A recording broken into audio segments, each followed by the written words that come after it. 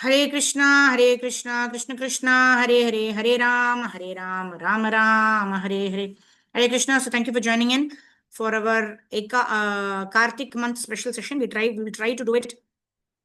every day for the pleasure of Guru and Gauranga. So quickly we will start with the prayers. Om Jnanatimirandasya Jnananjana Shalakaya Chakshurunmilitam Yena Tasmai Shri Gurave Namaha. ओम नमो भगवते वासुदेवाय. ओम नमो भगवते वासुदेवाय. ओम नमो भगवते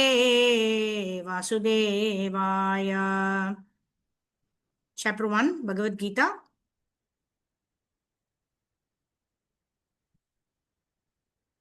Observing the armies on the battlefield of Kurukshetra. Chapter number 1.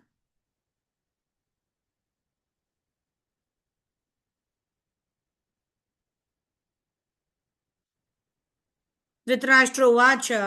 धर्मक्षेत्रे कुरुक्षेत्रे समवेतायुयुत्सवः मामकाः पाण्डवाश्चैव किम कुर्वत सञ्जय. सञ्जय उवाच दृष्ट्वा तु पाण्डवानीकं व्यूढं दुर्योधनस्तदा आचार्यम् उपसङ्गम्य राजा वचनमब्रवीत्. पश्येतां पाण्डुपुत्राणाम् आचार्य महितीं चमुं व्यूढां द्रुपदपुत्रेण तव शिष्येन धीमता अत्र सूरा महेश्वासा भीमार्जुना समायुधि युयुधानो विराटश्च द्रुपदश्च महारथः दृष्टकेतुश्चेकितान काशीराजस्य वीर्यवान् पुरुजित् कुन्तिभोजश्च शैब्यश्च नरपुङ्गवः युधामन्युश्च विक्रान्त उत्तमौजश्च वीर्यवान् सौभद्रो द्रौपदेयाश्च सर्व एव महारथाः अस्माकं तु विशिष्टाये तन्निबोधद्विजोत्तमा नायका मम सैन्यस्य संज्ञार्थं तान् ब्रवीमि ते. भवान् भीष्मश्च कर्णश्च कृपश्च समितिमयः अश्वत्थामविकर्णश्च सौमादत्तिस्तथैव च अन्ये च बहवः शूरा मदर्ते त्यक्तजीविताः नानाशास्त्रप्रहरणा सर्वे युद्धा विशारदाः अपर्याप्तं तदस्माकं बलं भीष्माभिरक्षितं पर्याप्तं त्विदमेतेषां बलं भीमाभिरक्षितम् अयनेषु च सर्वेषु यथा भागम् अवस्थितः भीष्मम् एवाभिरक्षन्तु भवन्तः सर्व एव हि. तस्य सञ्जनयन् हर्षं कुरु वृद्धः पितामहः सिंहनादं विनद्योचै शङ्खं दत्ता शङ्काश्च वीर्यश्च पानवानकगोमुखाः सहसैवाभ्यहन्यन्त सशब्दः सुमिलोऽभवत्. ततः श्वेतैर्हयैर्युक्ते महती स्यन्दने स्थितौ माधवा पाण्डवाश्चैव दिव्यौ शङ्खौ प्रदत्मतुः पाञ्चजन्यं ऋषिकेशो देवदत्तं धनञ्जयः पौन्द्रं दद्मो महाशङ्खं भीमकर्मा वृकोदरः अनन्तविजयं राजा कुन्तिपुत्रो युधिष्ठिरः नकुलः सह देवश्च सुघोषमणिपुष्पकौ काशीश्च परमेश्वासः शिखण्डी च महारथः दृष्टद्युम्नो विराटश्च सात्यकीश्च पराजितः द्रुपदो द्रौपदेयाश्च सर्वसः पृथिवीपते सौभद्रश्च महाबाहु शङ्खं दद्मो पृथक् पृथक् सघोषोदार्तराष्ट्राणां हृदयानि व्यदारयत् नभश्च पृथिवीं चैव किमिलोऽभ्यनुनादयन् अतः व्यवस्थितान् दृष्ट्वा धार्तराष्ट्रान् कपिध्वजः प्रवृत्ते शस्त्रसम्पाते धनुरुद्यम्य पाण्डव ऋषिकेशं तदा वाक्यम् इदम् आह महीपते. अर्जुन उवाच सेनयोरुभयोर्मध्ये रथं स्थापय मे अच्युता यावदेतान् निरीक्ष्येऽहं योद्धुकामानवस्थितान् कैर्मया सह योद्धव्यम् अस्मिन् रणसमुद्यमे योत्स्यमानान् अवेक्ष्येऽहं य एते अत्र समागताः धार्तराष्ट्रस्य दुर्बुद्धेर्युद्धे प्रियचिकीर्षवः. सञ्जय उवाच एवं युक्तो ऋषिकेश गुडाकेशेन भारत सेनयोरुभयोर्मध्ये स्थापयित्वा रथोत्तमं भीष्मद्रोण प्रमुखतः सर्वेषां च महीक्षितम् उवाच पार्थ पश्यैतान् समवेतान् कुरूनिति तत्र पश्यत्सितान् पार्थ पितृनथ पितामहान् आचार्यान् मातुलान् भ्रातॄन् पुत्रान् पौत्रान् सखींस्तथा श्वशुरान् सुहृदश्चैव सेनयोरुभयोरपि तान् समीक्षा स कौन्तेय सर्वान् बन्धून् अवस्थितान् कृपया परयाविष्टो विसीदन् इदमब्रवीत् अर्जुनोवाच दृष्ट्वेमं स्वजनं कृष्ण युयुत्सं समुपस्थितं सीदन्ति मम गात्राणि मुखं च परिशुष्यति वेपतुश्च शरीरे मे रोमहर्षश्च जायते गाण्डीवं संसदे हस्तात् त्वक्चैव परिधह्यते न च शक्नोमि अवस्थातुं भ्रमतीवाच मे मनः निमित्तानि विपरीतानि केशव न च श्रेयोऽनुपश्यामि हत्वा स्वजनमाहवे नाकाङ्क्षी विजयं कृष्ण न च राज्यं सुखानि च किं नो राजेन गोविन्द किं भोगैर्जीवितेन वा येषामर्थे काङ्क्षितं नो राज्यं भोगा सुखानि च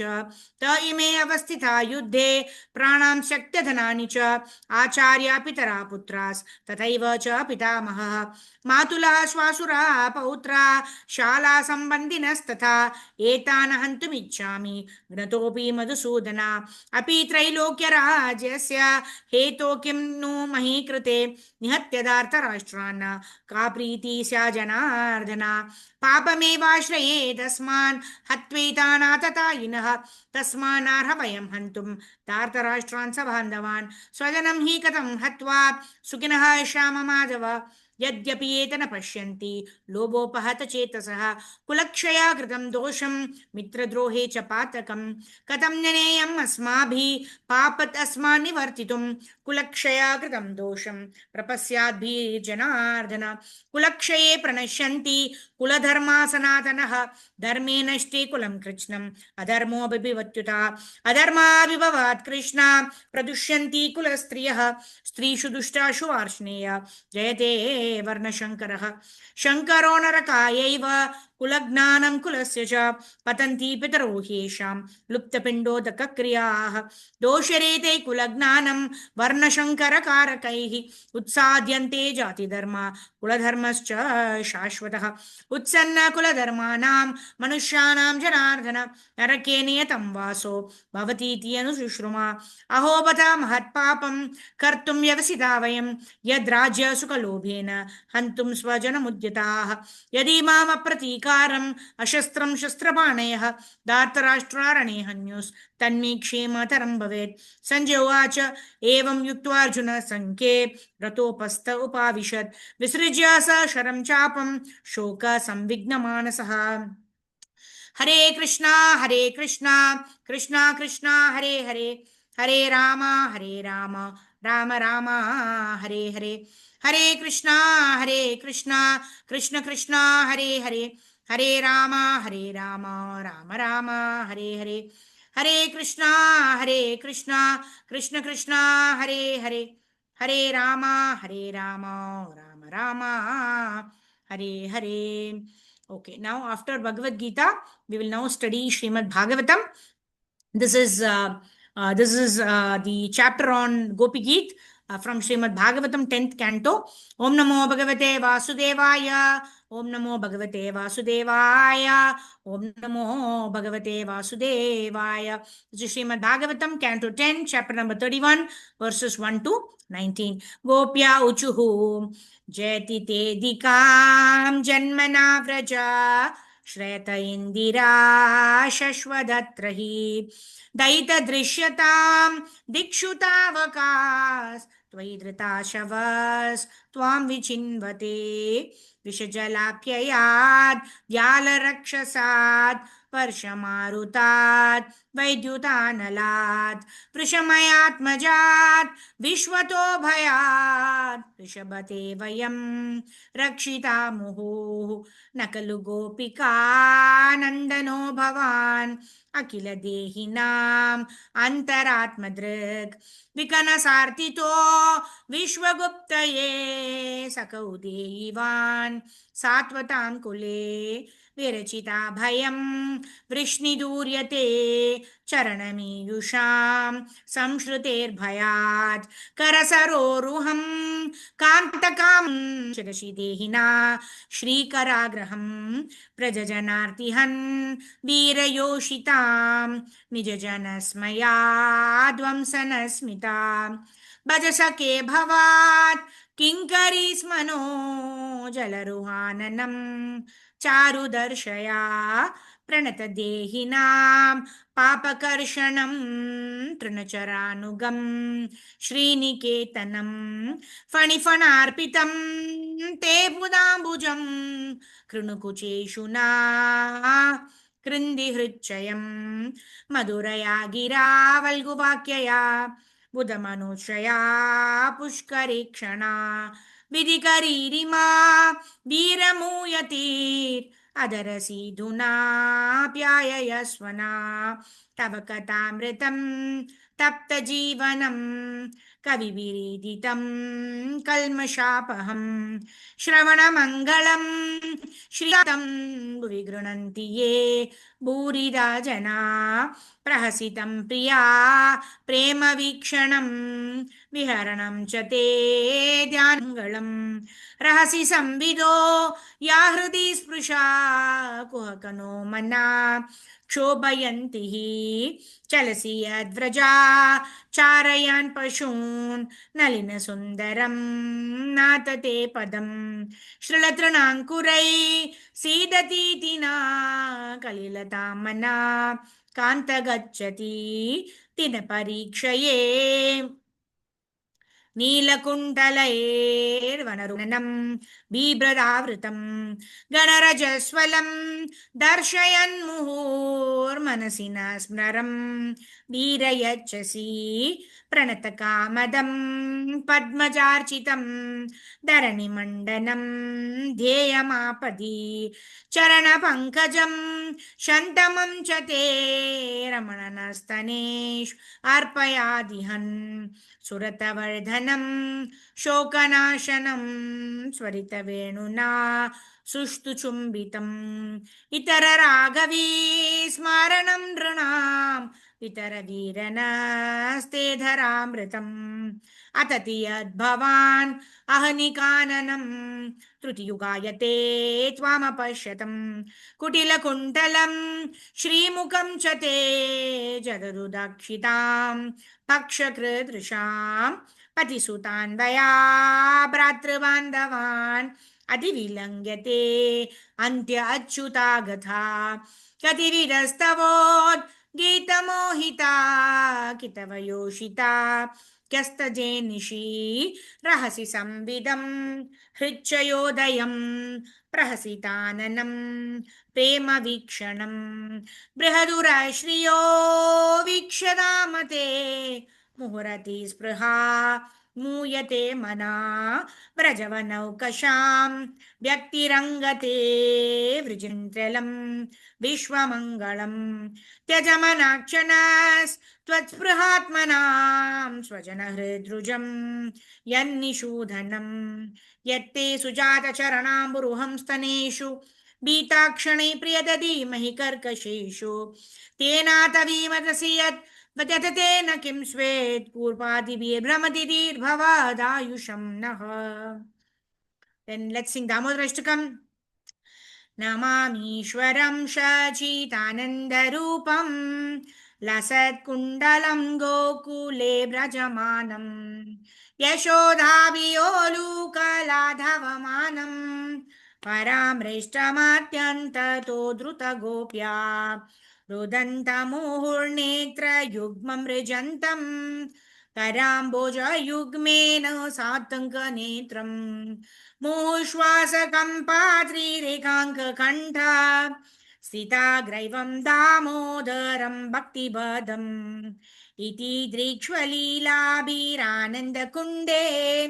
स्वघोषं निमज्जन्तमाख्यापयन्तं तडीयेषिताज्ञेषु भक्तजितत्वं पुनः प्रेमतस्तं सतावृत्ति वन्दे परं देवमोक्षां न मोक्षवदीं वा न चान्यं वृणेऽहं वरीषडपीहा इदं तेव पूर्णात् गोपालबालं सदा मे मनस्या वीराष्टं किमन्यै इदं ते मूकाम्बोजं मत्यन्तनीलैर् वृतं कुण्डलैः स्निग्धरक्ते च गोप्या मोहचुम्बितां बिम्बरक्तधरं मे मनसा वीराष्टं मलं लक्षलाभै नमो देव दामोदरानन्त विष्णो प्रसीद प्रभो दुःखजालब्धिमग्नम् कृपादृष्टिवृष्ट्यातिदीनं बतानो गृहणेश मामाज्ञां यद्यक्षिदृशा कुबेरात्मजौ बद्धमूर्त्यैव यद्वात् त्वया मुचितौ भक्तिभाजौ कृतौ च तथा प्रेम भक्तिं स्वकामे प्रयच्छ न मोक्षे ग्रहोमि स्थिदामुदरेह नमस्तेस्तु दाम्ने स्फुरदीप्तिदाम्ने त्वदीयोदरायात विश्वस्य धाम्ने नमो राधिकायै त्वदीयप्रियायै नमो अनन्तलीलाय देवाय तुभ्यम् दामोदराष्टकम की जय षड Goswami Ashtakam written by Srinivas Acharya, giving the glories of the six Goswamis of Vrindavan. Krishno Kirtana Gana Nartana Paro Premamritambo Nidhi Dhira Dhira Jana Priyau Priyakaro Nirmatsarau Pujitau Shri Chaitanya Kripa Bharau Bhuvi Bhuvo भारावहन्तारकौ वन्दे रूपसनातनौ रघुयुगौ श्रीजीवगोपालकौ नानाशास्त्रविचारणैकनिपुणौ सधर्मसंस्थापकौ लोकानां हितकारिणौ त्रिभुवने मान्यौ शरण्याकरौ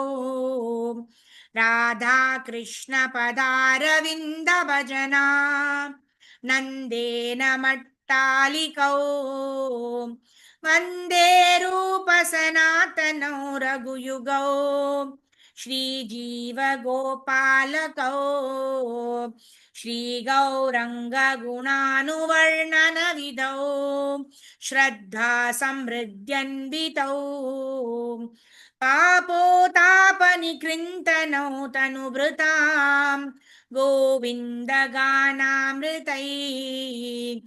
आनन्दाम्बुधिवर्धनैकनिपुणौ कैवल्यनिस्तारकौ वन्दे रूपसनातनौ रघुयुगौ श्रीजीवगोपालकौ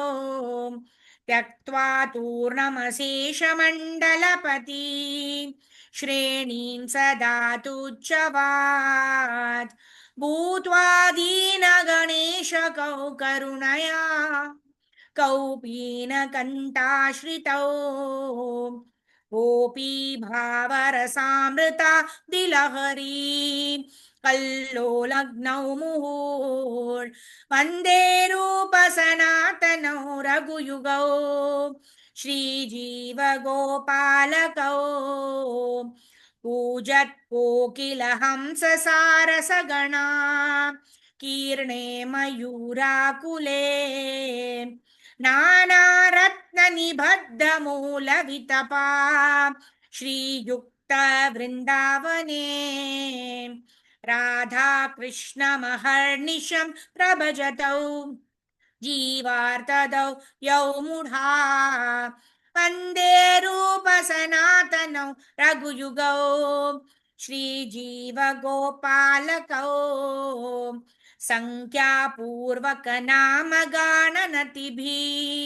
कालावसानीकृतौ निद्राहारविहारकादिविजितौ चत्यन्तधीनौ च यौ राधा कृष्ण गुणस्मृते मधुरिमा नन्देन सम्मोहितौ वन्दे रूपसनातनौ रघुयुगौ श्रीजीवगोपालकौ राधाकुण्डतटे कलिन्दतनया तीरे च वंशीवटे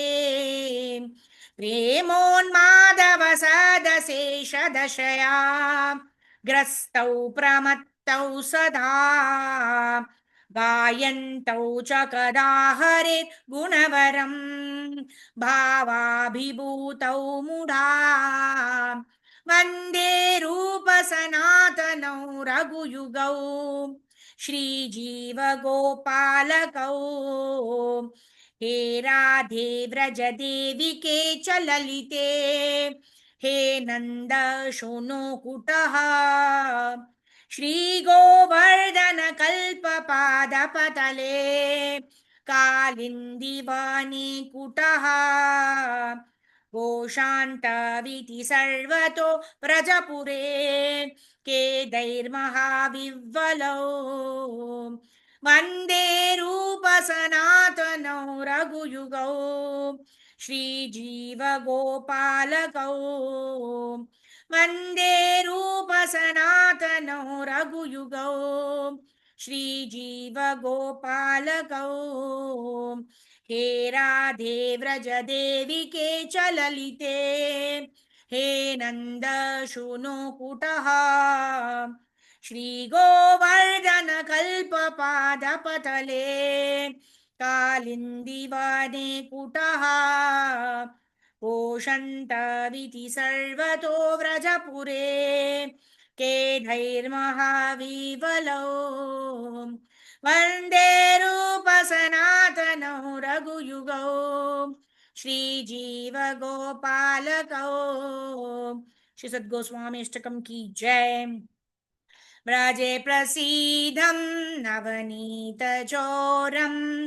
गोपाङ्गनानां च दुःकुलचौरम् अनेकजन्मार्जितपापचौरं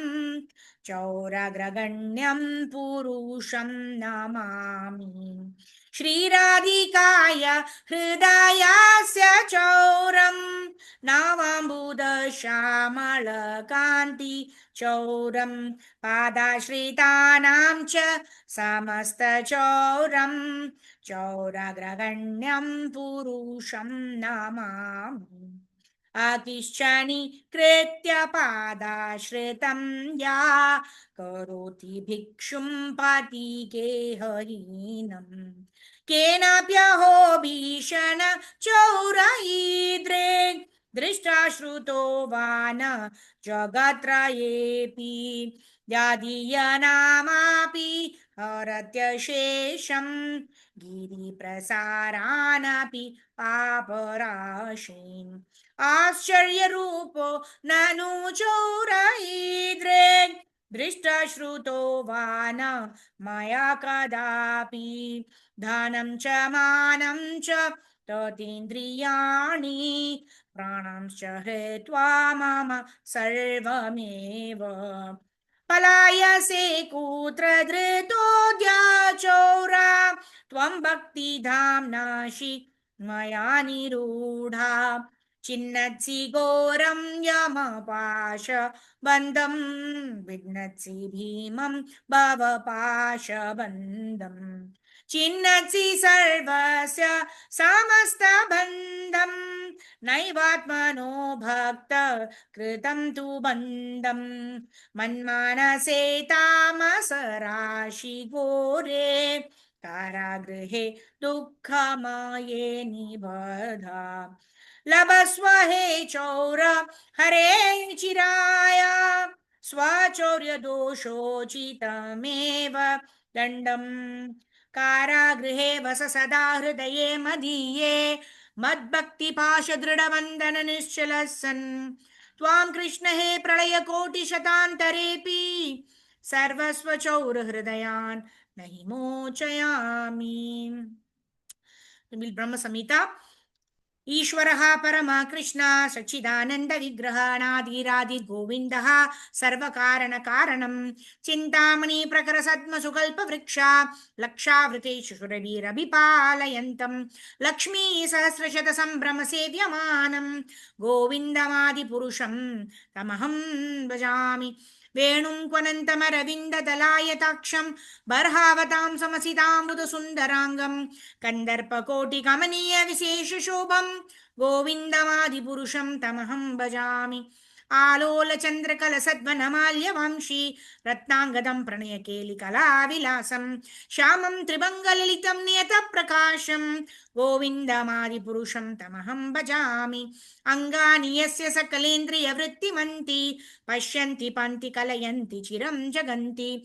आनन्दचिन्मयसदुज्ज्वालविग्रहस्य गोविन्दमादिपुरुषं तमहं भजामि अद्वैतमच्युतमनादिमनन्तरूपम् आद्यं पुराणपुरुषं नवयौवनं च वेदेषु दुर्लभम् अदुर्लभमात्मभक्तौ गोविन्दमादिपुरुषं तमहं भजामि पन्तस्तु कोटिशतवत्सरसम्प्रगम्यो वायुरतापि मनसो मुनिपुङ्गवानं सोऽप्यस्ति यत्प्रपदसिम्न्यविचिन्त्य तत्त्वे गोविन्दमादिपुरुषं तमहं भजामि एकोऽप्यसौ रचयितुं जगदण्डकोटिं यच्चक्रिरस्ति च ददन्तशयाय दन्तः अण्डान्तरस्थपरमाणुचयान्तरस्थं गोविन्दमादिपुरुषं तमहं भजामि यद्भावभावितधियो मनुजस्तथैव सम्प्राप्य रूपमहिमा शयनामुभूषः शुक्तेरमेव निगमप्रथितैस्तुवन्ति गोविन्दमादिपुरुषं तमहं भजामि आनन्दचिन्मयरसप्रतिभाविताभेस्ताभिर्य एव निजरूपतया कलाभिः गोलोक एव निवसति अखिलात्मभूतो गोविन्दमादिपुरुषं तमहं भजामि प्रेमाञ्जनाचुरितभक्तिविलोचनेन सन्तः सदैव हृदयेषु विलोकयन्ति यं श्यामसुन्दरम् अचिन्त्यगुणस्वरूपं गोविन्दमादिपुरुषं तमहं भजामि रामादिमूर्तिषु कलानियमेन तिष्ठान् नानावतारमकरोत् भुवनेषु किन्तु कृष्णस्वयं समभवात् परमापुमन्यो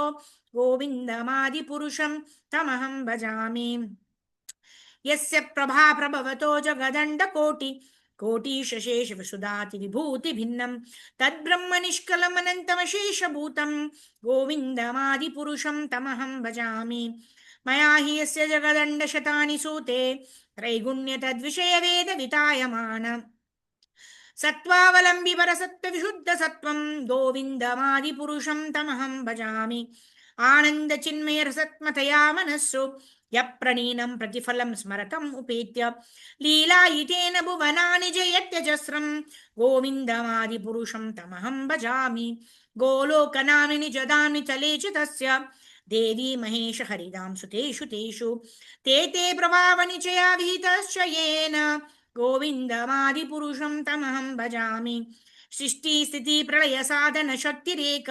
चायेव यस्य भुवनानि बिभर्ति दुर्गा इच्छानुरूपमपि यस्य च चेष्टतेष गोविन्दमादिपुरुषं तमहं भजामि क्षीरं यथा दधि विकारविशेषयोगात् संजायते नहि तथा पृथगस्ति हेतुः या शम्भुतमपि तथा समुपैति कार्यात् गोविन्दमादिपुरुषं तमहं भजामि दीपर्चिरेव हि दशान्तरमभ्युपेत्य दीपायते विवृतहेतु समानधर्म यस्तद्रिगेव हि च विष्णुतया विभाति गोविन्दमादिपुरुषं तमहं भजामि यकारणार्णवजले भजति स्म योगा निद्रम् अनन्तजगदण्डसरोमकूपः आधारशक्तिमवलम्ब्य परां स्वमूर्तिं गोविन्दमादिपुरुषं तमहं भजामि यस्यैकनिश्वासितकालमतावलम्ब्य जीवन्ति लोमविलजा जगदण्डनाथः विष्णुर्महान् यस्य कलाविशेषो गोविन्दमादिपुरुषं तमहं भजामि भस्मान्यतश्मशकलेषु निजेषु तेजः स्वीयं कियात् प्रकटयते अपि तद्वदत्र ब्रह्मा एष जगदण्डविधानकर्ता गोविन्दमादिपुरुषं तमहं भजामि यत्पादपल्लवयुगं विनिधाय कुम्भ द्वन्द्वे प्रणामसमयेष गणादिराजः विघ्नं विहन्तुमलमस्य जगत्त्रयस्य गोविन्दमादिपुरुषं तमहं भजामि अग्निर्महीगणमम्बुमरुदिशश्च कालस्तथात्मनसीति जगत्त्रयाणि यस्मात् भवन्ति विभवन्ति विशन्ति यं च गोविन्दमादिपुरुषं तमहं भजामि यच्चक्षुरेष सविता सकलाग्रहाणां राजा समस्तसुरमूर्तिरशेषतेजः यस्य ज्ञाभ्रमिति सम्प्रतकालचक्रो गोविन्दमादिपुरुषं तमहं भजामि धर्मोतपापनिचयाश्रुतयस्तपांसि ब्रह्मादिकीतपतगावदयश्च जीवः यद्दत्तमत्र विभव प्रकट प्रभाव गोविन्दमादिपुरुषं तमहं भजामि यस्त्विन्द्रगोपमतवेन्द्रमहो स्वकर्म बन्धानुरूपफलभाजनमातनोति कर्माणि निर्दहति किन्तु च भक्तिभाजं गोविन्दमादिपुरुषं तमहं भजामि यं क्रोधकामसहजा प्रणयादिभीति वात्सल्यमोह गुरुगौरवसेव्यभावैः सञ्चिन्त्य तस्य सदृशीं तनुमापुरेते गोविन्दमादिपुरुषं तमहं भजामि श्रिया कान्ता कान्ता परमपुरुषा कल्पतरवो द्रुमा भूमिश्चिन्तामणिगणमयी तोयममृतं कथा गानं नाट्यं गवनम् अपि वंसि प्रियसखी चिदानन्दं ज्योतिपरमपि ततस्वाद्यम् अपि च स यत्र क्षीराब्धि श्रवति सुरभिभ्यश्च सुमान् निमेषार्धाख्यो व्रजति न यत्रापि समयः भजे श्वेतद्वीपं तमहम् इह गोलोकम् इति यं विदन्तस्तेषन्तः क्षितिविरालचराकटीपये ईश्वरः परमः कृष्ण सच्चिदानन्द विग्रह अनादिरादिर्गोविन्दः सर्वकारणकारणं. There are 8 minutes left, but we'll do Gajendra Moksham prayers. Let's start. For the pleasure of Guru and Gauranga. श्रीवादरायणिरुवाच एवं व्यवसितो बुद्ध्या समाधाय मनोहृदि जजाप परमं जाप्यं प्राग्जन्मनि अनुशिक्षितं. श्रीगजेन्द्रोवाच ओं नमो भगवते तस्मै यथा एतच्चिदात्मकं पुरुषायादिबीजाय परेशायाभिधीमहि यस्मिन्निदं यतश्चेदं येनेदं य इदं स्वयं यस्मात् परमाश्च परस्तं प्रपद्ये स्वयं भुवं यस्वात्मनीदं निजमाययार्पितं क्वचिदिबातं क्व च तत्तिरोहितम् अविद्यदृक्षाक्षुभयं तदीक्षते सात्ममूलो वतु मां परात्परः कालेन पञ्चत्वमितेषु कृत्स्नशो लोकेषु पालेषु च सर्वेतुषु तमस्तदासीत् गहनं गभीरं यस्तस्य पारे अभिविराजते विभुः नयस्य देव ऋषयः पदं विदुर् जन्तु पुनः कोर्णति गन्तुमीरितुं यदा न तस्याकृतिभिर्विचेष्टतो दुरत्ययानुक्रमः समावतु यदृक्षवो यस्य पदं सुमङ्गलं विमुक्तसङ्गा मुनयः सुसाधवः चरन्त्यलकवृतम् अवृणं वने भूतात्मभूता सुहृदं समे गतिः न विद्यते यस्य च जन्म कर्म वा न नामरूपे गुणदोष एव वा तथापि लोकाप्ययसम्भवाय स्वमायया तानि अनुकालमृच्छति तस्मै नमः परेशाय ब्रह्मणे अनन्तशक्तये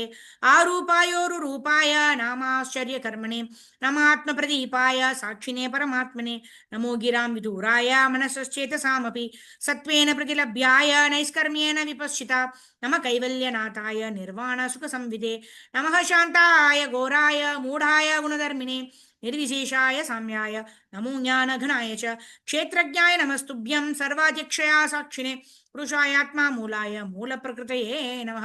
सर्वेन्द्रिय गुणद्रष्ट्रे सर्वप्रत्ययहेतवे सदाचाय योक्ताय सदावासाय ते नमः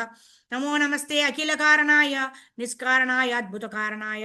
सर्वगामाम्नाय महार्णवाय नमो अपवर्गाय परायणाय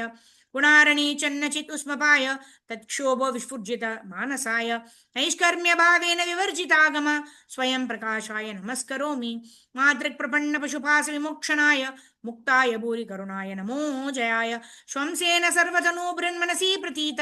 प्रत्यग्दृश्ये भगवते बृहते नमस्ते आत्मात्म जप्तगृहवित्तजानेषु शक्तेर् दुष्प्रापणाय गुणसङ्गविवर्जिताय मुक्ताद्वि स्वहृदये परिभाविताय ज्ञानात्मने भगवते नमः ईश्वरस्य नमः ईश्वराय यं धर्मकामार्थविमुक्तिकाम भजन्त इष्टां गतिमाप्नुवन्ति किं चाशिशोरात्यभिदेहमव्ययं करोतु मे दब्रदयो विमुक्षणम् एकान्तिनो यस्य न काञ्चनार्थं वञ्चन्ति वै भगवत्प्रपन्नाः अति अद्भुतं तच्चरितं सुमङ्गलं गायन्त आनन्दसमुद्रमग्नाः तमक्षरं ब्रह्म परं परेशम् अव्यक्तमाध्यात्मिकयोगगम्यम् अतीन्द्रियं सूक्ष्मं युवातिदूरम् अनन्तमाद्यं परिपूर्णमिदे यस्य ब्रह्मादयो देव वेदलोकश्चराचरः नामरूप विभेदेन फल्गव्य च कलया कृताः यथार्चिषोऽग्ने सवितुर्गभस्तयो निर्यान्ति संयान्ति असकृत्स्वरोचिषः ततो यतोऽयं गुणसम्प्रवाहो बुद्धिर्मनः कानि शरीरसर्गा सवेन देवासुरमर्त्यतीर्यन्न स्त्रीन सन्दो न पुमान्न जन्तु नायं गुणकर्म न सन्न चासन् निषेधशेषो जयदादशेषः जिजीविषेणाहमिहामुया किम् अन्तर्बहिश्चार्वितेभ्यः योन्या इच्छामि कालेन नस्य विप्लवस्तस्यात्मलोकावरणस्य मोक्षं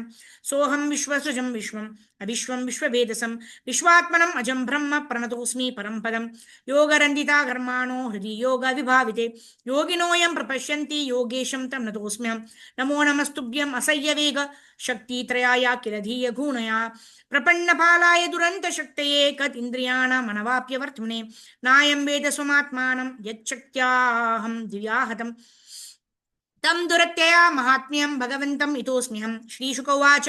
एवं गजेन्द्रम् उपवर्णितनिर्विशेषं ब्रह्मादयो विविधलिङ्गविदाभिमानः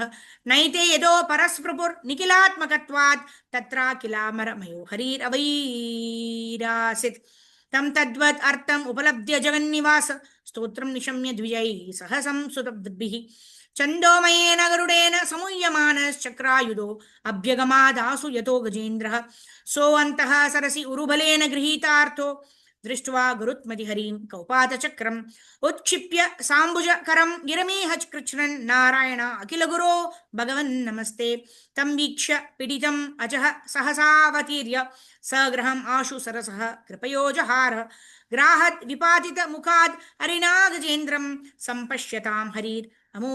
मुचत् uchriyanam hari bol. So we completed all that I wanted to do. The word document is full, so it's by the causeless mercy of Guru and Gauranga. So we have 3 minutes left. So what we will do Harinam Sankirtan for 3 minutes for the pleasure of Guru and Gauranga. I thank all the devotees who joined in. How many participants? There are 8 participants who have joined in. My sincere gratitude to all of you, especially Vijayalakshmi Priyamadaji. It's very, very late for her, but she still joined in. My sincere gratitude. So quickly we'll do Harinam Sankirtan for 3 minutes. And then tomorrow onwards, we will continue this. Maybe we'll do Bhagavad Gita in the end. How much ever is possible. Second chapter we'll do tomorrow. So thank you. Namma Om Vishnu Padaya Krishna Prestaya Bhutale Srimate Bhakti Vedanta Swami Niti Namine Namaste Saraswate Deve Gauravani Pracharine Nirvisesha Shunyavadi Paschatya Deshatarine Jaya Shri Krishna Chaitanya Prabhu Nityananda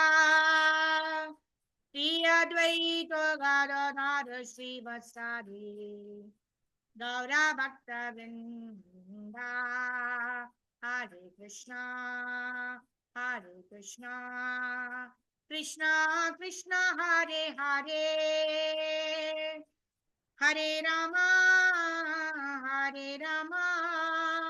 Rama Rama Hare Hare Hare Krishna Krishna Krishna Hare Hare Hare Rama Rama Rama Hare Hare Jai Gauranitai Jai Jai Jagannath Jai Jai Baladev Jai Jai Subhadra Jaya Guru Parampara Jaya Prabhupada Jaya Guru Deva Jaya Radha Madan Mohan Radha Govinda Radha Gopinatha Shri Radhe Jaya Radha Damodara Shri Radhe Jaya Radhe